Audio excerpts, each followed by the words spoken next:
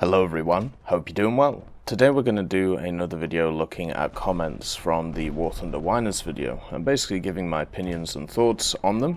This was something that was requested in one of the previous videos, and I was going to do a larger video yesterday, but unfortunately we had to do the 12-hour enlisted streams to be able to get people their drops. Also, at the same time, it is my birthday tomorrow, so there might not be any content on the channel, depending on what's going on.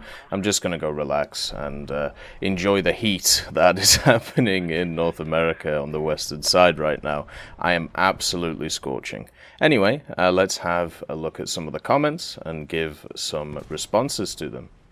So the first one is from Virgilio, and it says, a lot of people complain about these same issues over and over again. Could it be that the game has systemic issues that affect a large, if not the entire player base? Nah, they're just whiners. The problem with this thought, as I've said before, the idea that, this affects large, if not the entire player base. I'm part of this player base, it doesn't affect me.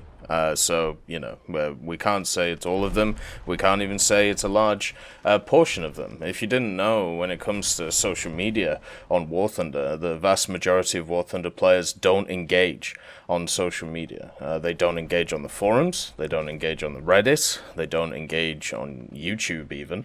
They don't engage on Facebook. So to try and get a general idea of who this affects is very, very hard. When you see a post which has, let's say, 1.2k upvotes on Reddit, you may see that and be like, oh, this is affecting a large, amount of people, and therefore must be affecting a large amount of the player base. But first of all, then you think about, well, maybe people are voting it because they find it interesting, maybe they're voting it because it's well made. There's a ton of different reasons why someone would promote something like that, instead of just they agree with it. That to me is quite a simple mindset. The other thing on top of that as well is 1.2k upvotes or 4k upvotes or even 10k upvotes per day. War Thunder over at least the last few months has been hitting 80 to 100,000 active online players on at one time in the game. So that is not total players over a 24 hours period. That is just who is logged in at that point, which shows how much the game has expanded over the years and is obviously doing very well for itself. And I find it very hard to believe that the game would be constantly expanding.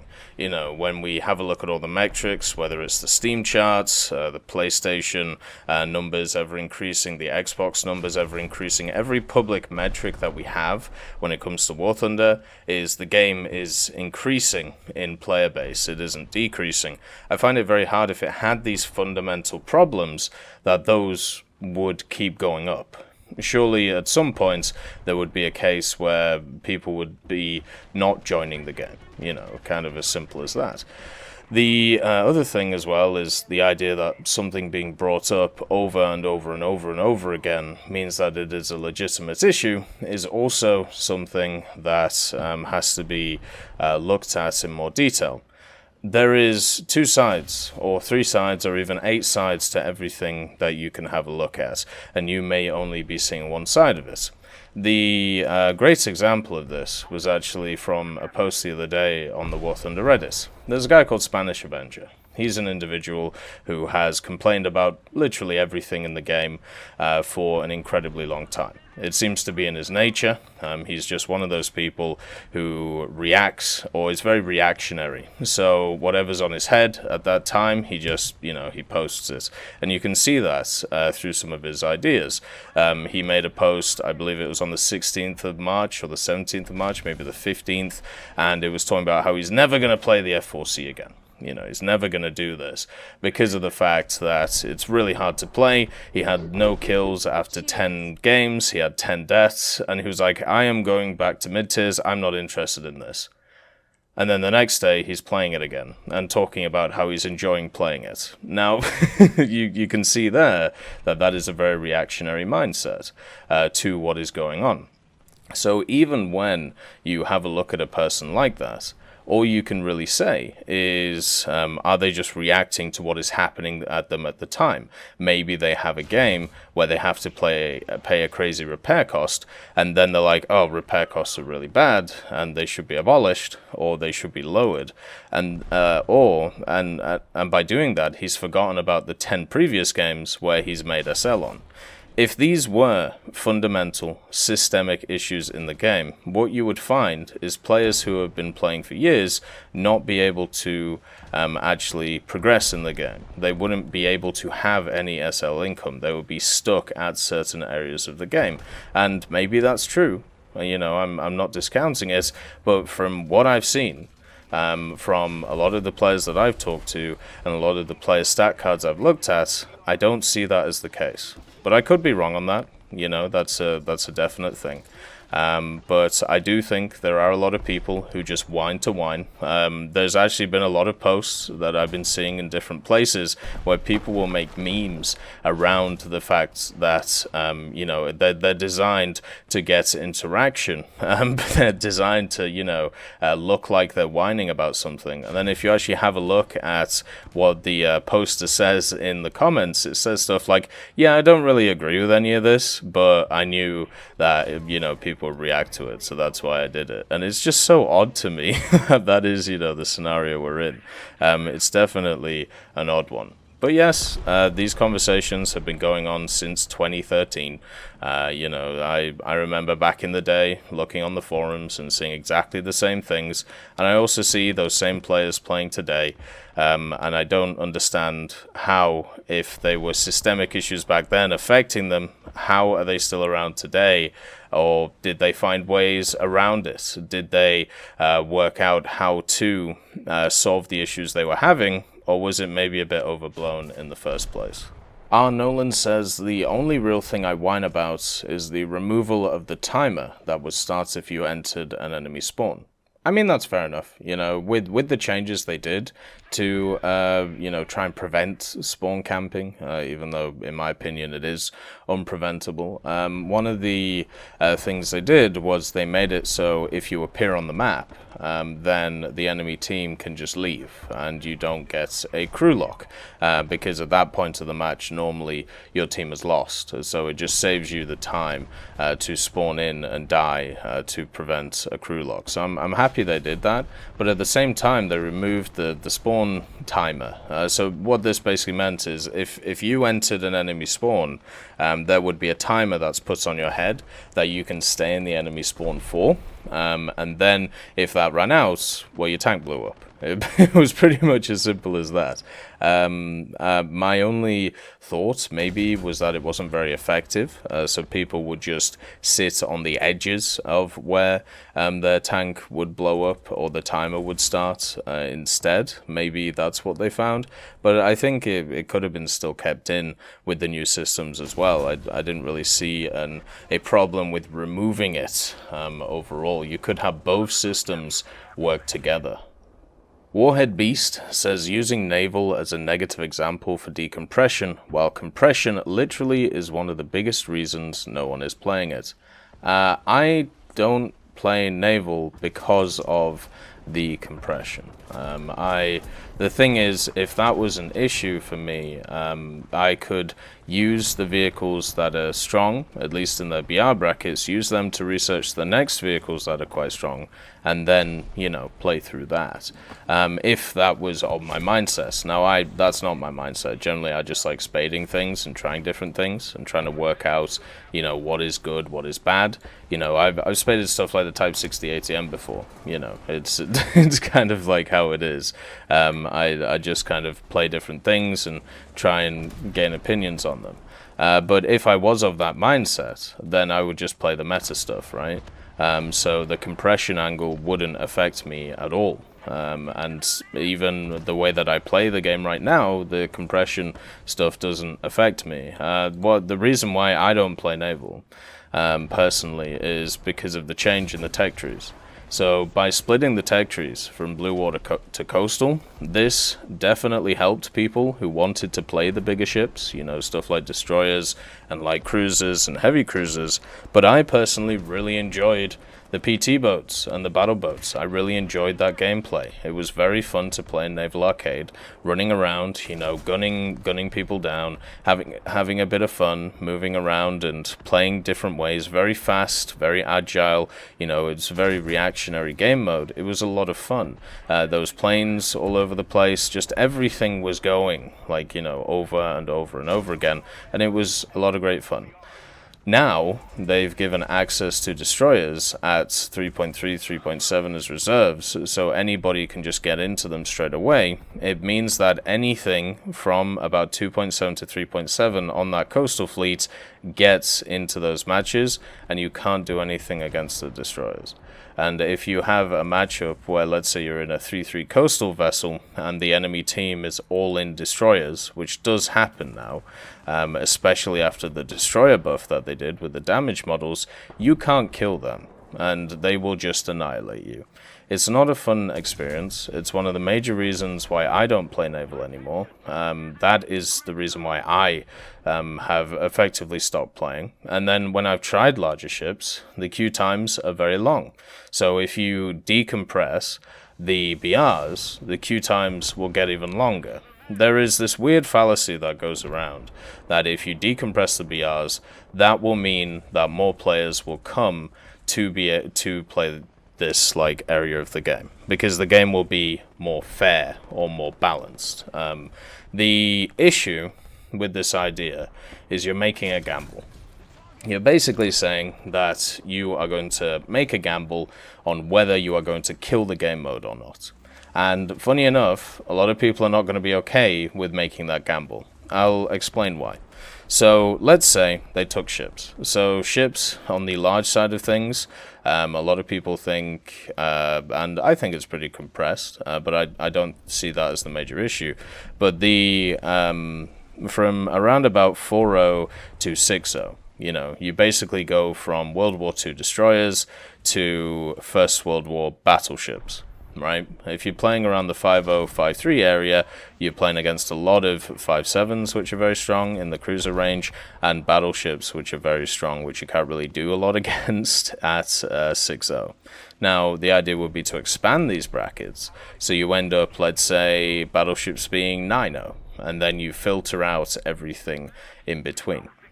Now, the problem with doing this is you are hoping that by doing this, you will therefore have the player base to be able to sustain the different BR brackets that you've just created, because you basically extended the matchmaker by a third. You know, from, well, it's right now it's 3.0 to 6.0, then if you make it 3.0 to 9.0, you are increasing it, you are doubling it, right? So you're doubling it.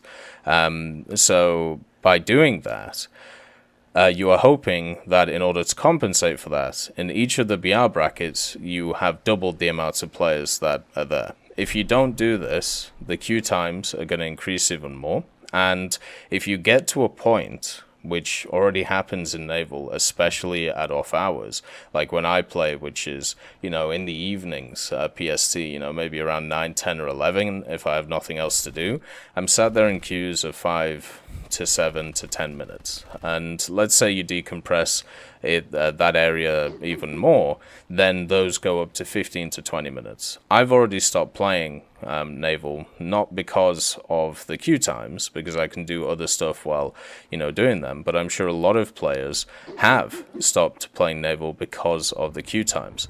And then you factor in the fact that most Naval battles take around 30 minutes, which is quite a long time, especially if you only have time for gaming like an hour or an hour and a half a day. Then you factor in a bunch of other stuff as well. But the main thing is you are hoping that when you extend the BR brackets, you'll get that player base to fill it out, and therefore keep queue times at least the same, and then expand upon that player base to reduce the queue times. If you don't do that, then the game mode dies. Because let's say you have a BR bracket of 4.0 to 5.0 after you've extended them to 3.0 to 9.0. And that bracket there, the queue times are like 15 minutes. So what people do, if they're playing their 4.0 vehicle and they can't find a match, what they'll do is they'll try and find another BR where they will be able to find a match. So that takes out all the 4.0s out of the game, because nobody's trying to play them because they can't find a match.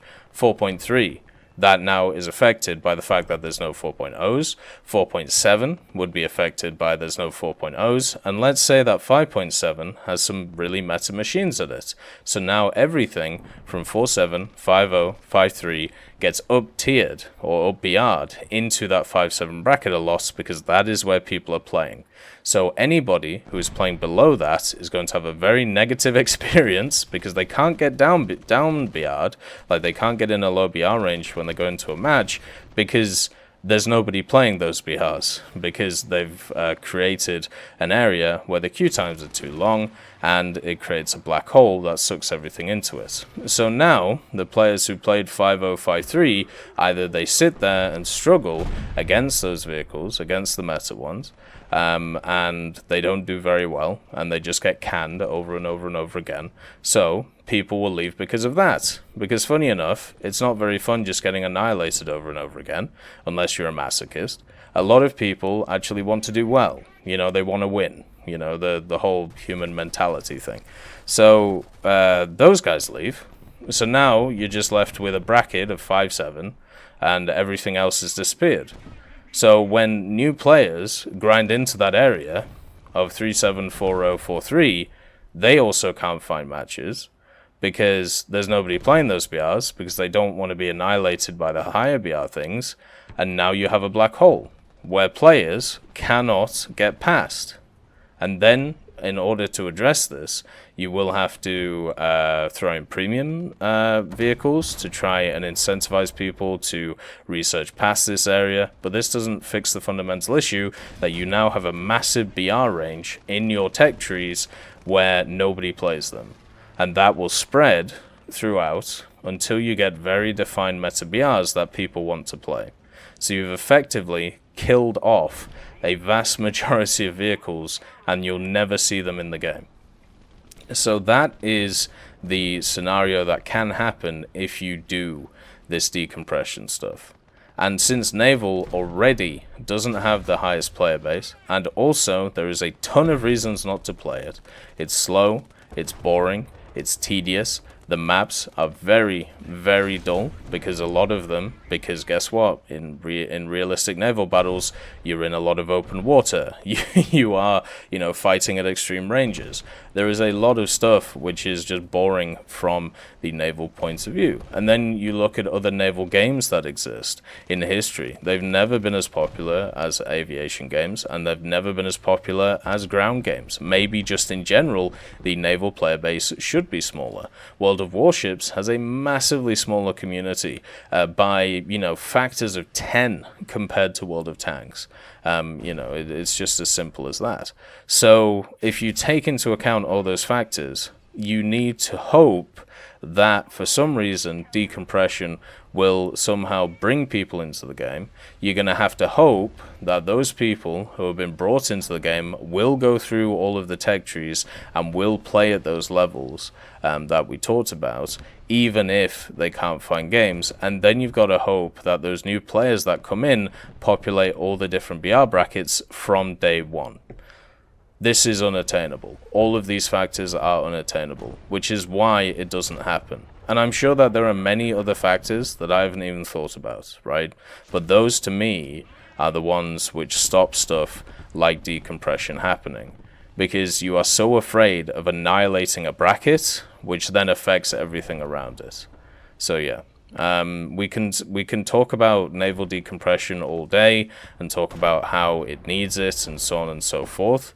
But if the player base isn't there in the first place, then it can't be done. It cannot be done, because it is not sustainable to actually work. TK says, my problem with them balancing repair cost on player stats is that the higher cost dissuades casual players, leaving only very good players in these vehicles. So with the win-loss and KD remains the same, but more people are put off from using the vehicle, I think balancing BR is a better way to balance outliers.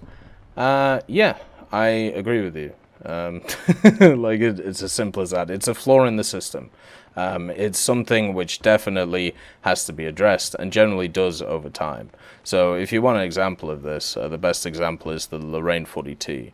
The Lorraine 40T came into the game as a ridiculously, low BR vehicle. It had no business being where it was. I believe it was like 6.3 or 6.7 in the game. And it just, there was no reason for it to be that low. It was a bad decision. Somebody definitely miscalculated where that thing should be, and its repair costs went through the roof. It went crazy high, and then it started going up in BR because that's what it needed. And it eventually, I believe nowadays it's at 7.7. But another thing you can also look at when it comes to the Lorraine 40T is its repair cost is not crazy. It is not insane anymore. It's not up to 30k.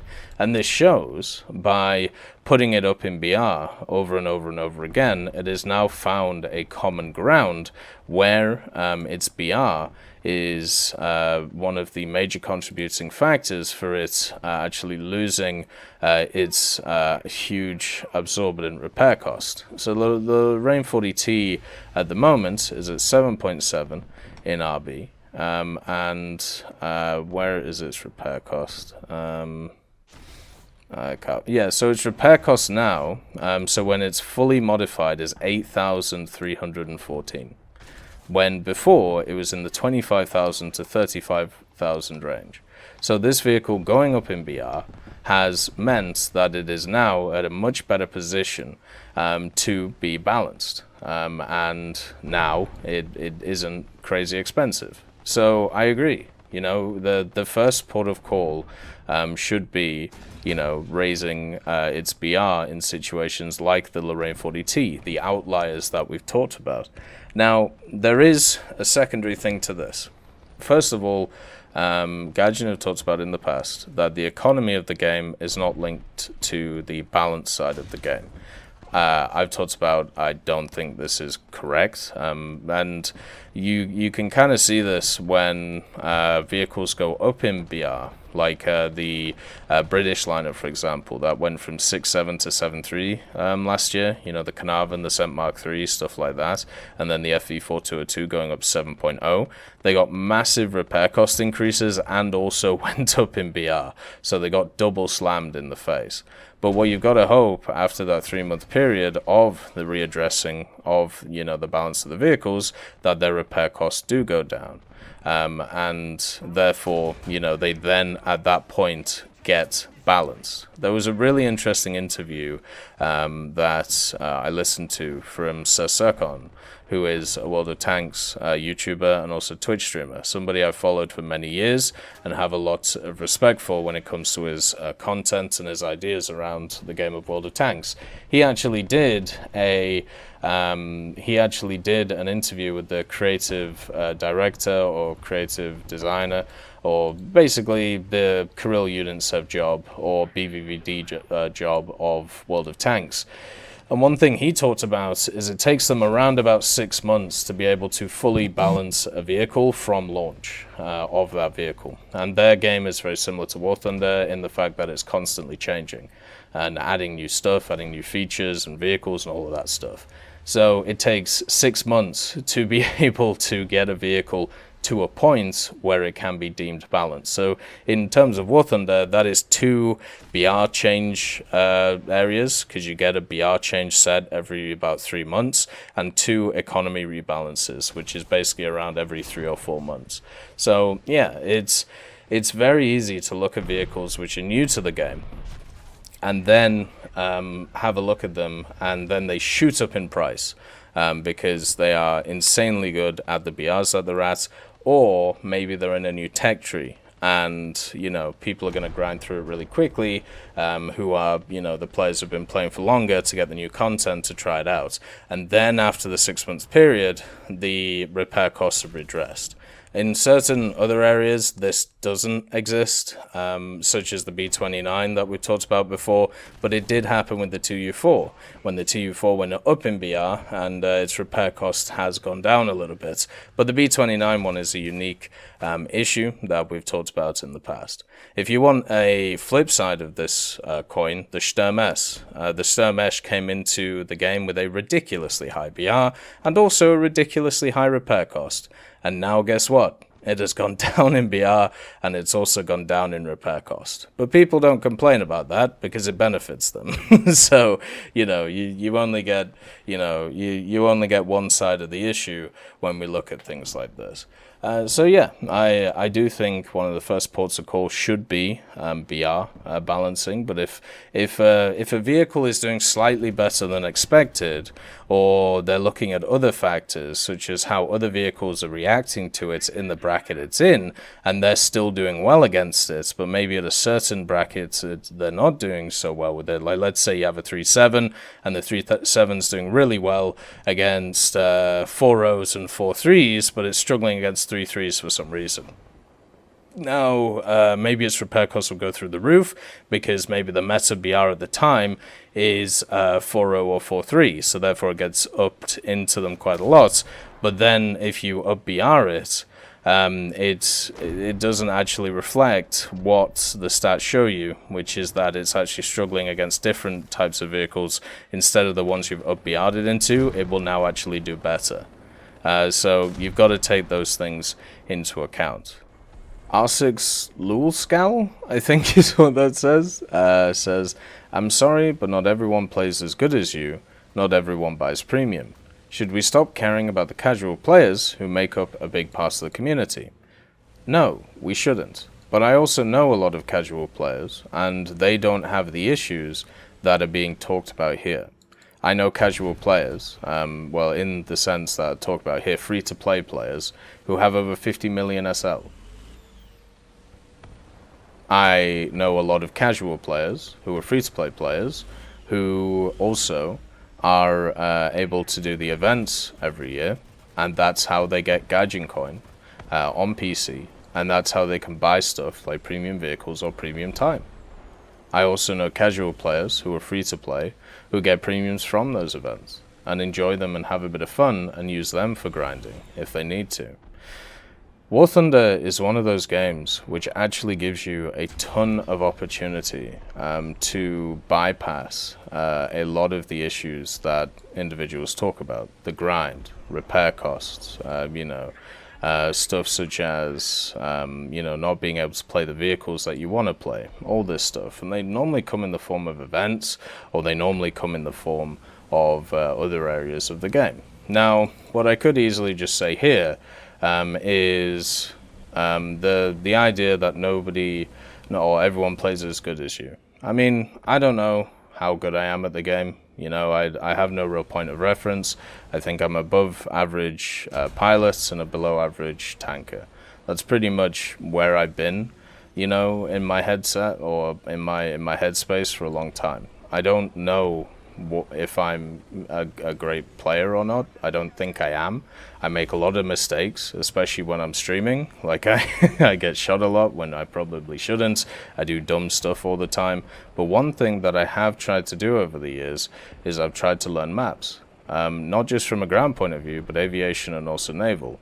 I put some time into thinking about how to play specific maps with specific types of vehicles. And this is a skill that anybody can do.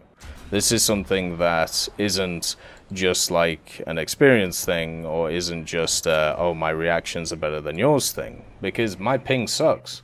It's very hard for me to get the first shot off on individuals. To me, it's all about timing, when, you go in and when you don't, and when you play aggressively and when you play defensively.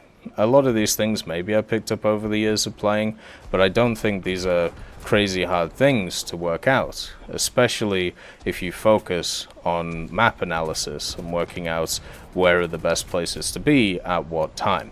Now, the idea that not everyone buys premium, that's fair, I saw a lot of people bring this up. My stance, as I said before, is that premium should be seen as a standard. And I know a lot of people don't like that stance. I get that. But let's break it down here. Now, right, before we start, I know exactly what's going to happen, and it's not my intention. Right. A lot of people are going to tell me right now that I'm entitled, or I'm a gaijin shill, or I don't understand different cultures and don't understand different people's income. Okay? Right. I get that. Okay? I understand all those criticisms. Now let's go through what I'm about to say. Premium time goes on sale 3 times a year. Okay? It goes on sale in the summer, the anniversary event for War Thunder around the 1st of November, and normally around Christmas too. In the last sets of years, there have been years where it's only gone on sale twice a year, but the majority has been 3 times a year. This means for 1 year of premium, it is $40, the equivalent to about $3.30 a month, USD, of course. Now, I personally think if you are dedicating time to video games up to that point, $3.30 per month is not a huge cost, especially when you compare it to, let's say, a $60 game that comes out. For me, nowadays, when it comes to AAA games, I have to pay either $80 for them, Canadian of course, so $80, or I have to pay $100 or $120 to actually get access to all the special stuff. And that doesn't guarantee me content in the future, such as DLCs and expansions. So that isn't even just a one-time cost that individuals talk about a lot. And also I know I won't get as much out of that game compared to something like War Thunder because I enjoy the research side of things. So $40 per year compared to that, compared to other, games and stuff like that, to me is not a huge amount of money. And also, let's say you are an individual who has no money to be able to spend on the game, but really enjoys the game. There are actually ways of getting GE to be able to buy that premium time. The first one, funny enough, is tournaments. Back in the day, there were certain tournaments that I took part in, some community run, some gaijin run, and I was able to get prizes from them. I was able to do okay in them and get some stuff. You can get GE from those tournaments. A lot of tournaments actually don't have a lot of people who take part in them. Sometimes you only have 16 teams, and the prizes go all the way down to like 8th place or 4th place. So all you have to do is win 2 sets of games, and bang, there you go. You've got yourself some stuff, which is insane to think about. So these tournaments happen every weekend. You can find them in War Thunder TSS. You can get some people together. You can, compete, and maybe you get to win stuff, right? That is a way of getting free stuff from gaijin in the form of GE and other things. So you can put that towards stuff to buy. At the same time, we have at least 2 events a year. This last year we had the strategist event, and then we had the space race event, right? And those 2 events last year, you could take the stuff from those events, and if you didn't want the vehicles, you could sell it on the market. I know a ton of people who hard grinded that event for the week or 2 that it was about, and then sold all their materials. They got themselves around about 100 gaijin coin, which is nearly equivalent to 100 USD. So that means from that 2-week period of playing the game and just getting the drops that you would get and selling them on the gaijin markets, they could afford 2.5 years of premium time if they wanted to. That's why I see premium time as kind of a standard, because there are tons of different ways you are able to to purchase it. And also, I really don't think $40 is a steep amount for the vast majority of people. I do sympathize with individuals who don't feel like or don't have $40 to be able to spend on gaming, right? It will never be a nice feeling. I've been in situations in my life when I was at university, I didn't have money. It was as simple as that for months on end. I was in a foreign country. I had to work to survive. It was as simple as that. I didn't have a safety net. There were many, there were many months, especially in my second and third year, where everything went to rent, everything went to the university bills, and everything went to standard bills. And I was left with sometimes around about $20 or $40 to spend on food for a few weeks. And it's not a fun period, trust me. But at the same time, I was able to pick up work, I was able to do odd jobs, I was able to find a way to get money, right? There are very many ways in the world to be able to get money, which are all legal, and once again, we're talking about $40 a year, right?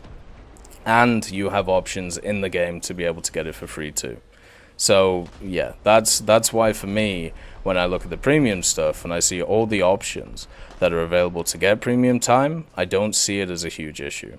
And I know a lot of people will, but yeah, that's it. It's something I'm gonna constantly get battered over the head by from people, because you know they're gonna say that it's unreasonable to think that, you know, you should have to spend any money on the game. That's fine, but at the end of the day, if you're looking for a better experience, and if you're looking to solve a lot of the issues that you have, or at least make them a little bit better before you realize that you research way faster than you do get SL, and then you have that issue to contend with, then you know you can actually enjoy the game a bit more. Simple as. I know that this doesn't apply to console guys, and that is an issue. That is a problem. I don't know the solution for that, and all I can say is I apologize. I'll try and think of stuff in the future. The next comment is from Mike Bauer, and it says, short answer, Gaijin knows best, so shut up. The game is exactly how Gaijin wants it, and when something isn't, and they don't fix it, they don't care about it. The store always works, which tells you all you need to know. It's not free to play, it's free to play as long as someone's buying. So we'll break this up. The first part, so Gaijin knows best, so shut up. No, that's not the case. There's been a lot of times in War Thunder's history where I would say that Gaijin have done things which are negative for the overall player base, and therefore they should be called out. The one from last year that is most prevalent is the change for a lot of high-ranking vehicles to have a stock HeatFS shell instead of the APFS-DS shell. This to me is a horrific change. It's something I have lambasted for a very long time, and one which I hope will be fixed and changed in the future to ease the grind of those vehicles. It is not fun playing the first 10 to 20 matches in these vehicles with heat instead of an APFS-DS. It is not meta, it is not fun, it is very infuriating. I have never said that people should shut up instead of putting out their opinions. Countering opinions that individuals have is not saying they should shut up about them. It is saying, look, these are the things that are against you. Do you have any claims to them? Do you have any counters to them? Do you have any thoughts to them? Have you thought about these different things? If this was the case, then there would be no debate, there would be no discussion on anything. Instead, what there would be is just one line, and that is it, which obviously isn't the case. You know, I personally promote discussion and always will. That is why my comment sections on YouTube is completely free of moderation. The only thing that is moderated is spam messages, and that is auto-moderated by YouTube itself. That is it. Anybody is allowed to comment on the videos because I believe in free expression. Same with on Twitch as well. As long as we adhere to the Twitch terms of service, people are able to say whatever they want when it comes to these issues. I will never censor anybody. I'm not interested in censoring anybody. I think it is counterproductive, but at the same time, if I have counters to points that are pushed up, it may be worth starting to think about what those counters are, and maybe developing your own argument for them and pushing forward those ideas. The way that ideas are created, or the way that ideas get stronger, is when they are countered, when they are debated. So therefore you can find ways of dealing with the criticisms to the arguments. The next one, the game is exactly how Gaijin wants it, and when something isn't and they don't fix it, they don't care about it. No, there's no other way to really put this. The fact is, in this industry of games and game design, bugs exist when it comes to code, when it comes to the way that the game reacts to the engine, and the engine reacts to the servers, and the servers react to the player. There is going to be a ton of things which are going on, and sometimes things happen which are not supposed to happen. That's why we have change logs constantly when it comes to the game. If it was the fact that the game was exactly how Gaijin wanted it, therefore there would never be any bug fixes or never any change logs, because that would insinuate that since there is change logs, the game is not how they want it, because they are trying to change it constantly to fix it. The idea that if something isn't fixed, they don't care about it is also I have an issue with. The reason for this is because there might be a really simple fix to it, but it might break something else. The idea that if you fix one part of the pipe, it may put too much pressure on a different part of the pipe, leading to it to burst. So maybe instead of fixing the first part of pipe, you need to look at the second part of pipe first, and then fix that before you deal with the initial issue. This is something which can happen quite a lot when it comes to anything that has a form of layers of creation on it, where once you fix one thing, it breaks two others. You know, you hear coders talk about this quite a lot. Obviously, I'm not fantastically into coding or anything like that, but the whole idea of, okay, I fixed this issue, now I have 10 more errors that I need to fix, and that may cause 50 more errors, you know, as simple as that. Also, they may be working on systems in the background which would fix those issues, but those systems maybe aren't ready yet. We see this with stuff like volumetric armor, right? So the implementation of it and what they're trying to do with it. They are, over time, adding in volumetric armor to different vehicles, and also the tracks even, if you want to look at update hot tracks and how they've been implemented. They're trying to implement new systems into the game, and this will solve those issues that people have, but the problem is it takes more time. So it isn't always just a simple quick fix, and is there a point of devoting time to fix an issue when you know in a future update it is going to be fixed with an overhaul of a system? The store always works, which tells you all you need to know. The store doesn't always work. It actually has been down several times over the years. The Gaijin market also is something that has its hiccups every now and again. Also, you have the issues with the Xbox and PlayStation stores, where they're not always functioning properly. Steam store as well, not always functioning properly. You know, this comment doesn't take into account, you know, all the times that it hasn't worked properly. And the last one, it's not free to play. It's free to play as long as someone's buying. Obviously, Gaijin is not a charity. They are a business. They need to make money to be able to pay their staff, to be able to pay for future products, to be able to expand what they do as a developer and a publisher. Anybody who believes that game companies or any type of company should be a charity has a fundamental misunderstanding on what makes people, or what drives people, and also what makes them want to do better. So for me, yes, you are completely correct, but it's not really a big point. It's if we're sat in a situation where a bunch of businesses act like charities, then guess what? You wouldn't get all the new content that you get all the time. You wouldn't be able to have all the free stuff you get all of the year, you know, through Gaijin, whether it be events, whether it be updates, whether it be specials. All of these things happen because they're able to operate like a business instead of a charitable institution. So that's unfortunately all I've got time for this week, or not this week, this day, sorry. I will respond to some more, probably tomorrow or over the next few days. I would like to thank you all for commenting. It is actually quite fun to do this. This is the part of, content creation that I really enjoy. So I hope you enjoy seeing it too. As always, I hope you have a wonderful day, and I'll see you next time.